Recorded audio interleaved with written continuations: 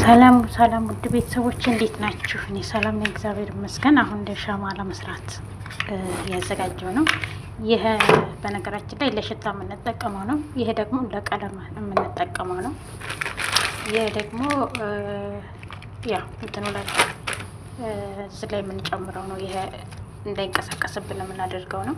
ዋናው ነገር ምንድነው? ይሄ ነው ሞዴል የሚባለውና ስትገዙ እኔ አሁን የተሸወርኩት ምንድነው እሺኤል ላይ በጣም ፎቶ ላይ በጣም ትልቅ ነው እና ሳይዝ እንዳለው ምናምን አላወቅኩም ነበረ። ግን እነሱ ሳይዝ ራሱ አለውና ሲመጣልኝ ፎቶ ላይ ያለውና የመጣልኝ አንድ አይነት አይደለም። በጣም ትናንሽ ነው። ይሄ ራሱ በጣም ፎቶ ላይ በጣም ትልቅ ነበረ።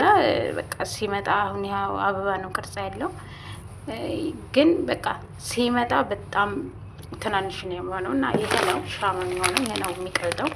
በውሃ ሙቅ ማቅለጥ ትችላላችሁ።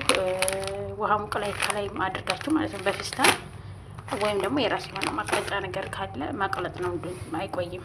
እና መጨረሻ ላይ ነው ሽታውን የምትጨምሩት እንዳይተንባችሁ ካወጣችሁት በኋላ ማለት ነው። ቀለሙን ደግሞ እንደ ፍላጎታችሁ ነው። በነጩ ብቻ መስራት የሚቻላል። እና አሁን ልስኪ ይሄ ሞዴሎቹ በጣም ትናንሽ ናቸው።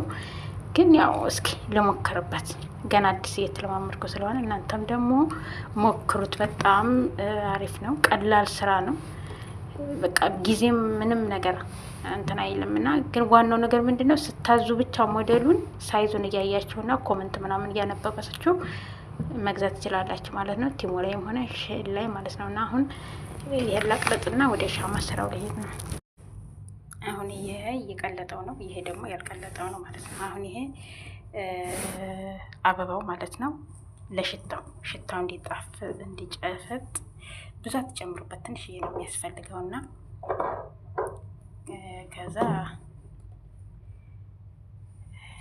እዚህ ላይ ዝም ብሎ ማፍሰስ ነው ማለት ነው። ይሄ ተገልብጦ ስለሚወጣ ነው፣ ይገለበጣል ማለት ነው። ለዛ ነው ዲዛይኑ ተገልብጦ ነው የሚወጣው። ምንም የሚያቅት ነገር የለውም። እና እውነት በጣም ሞክሩት፣ እውነት ውጤታማ ትሆኑበታላችሁ።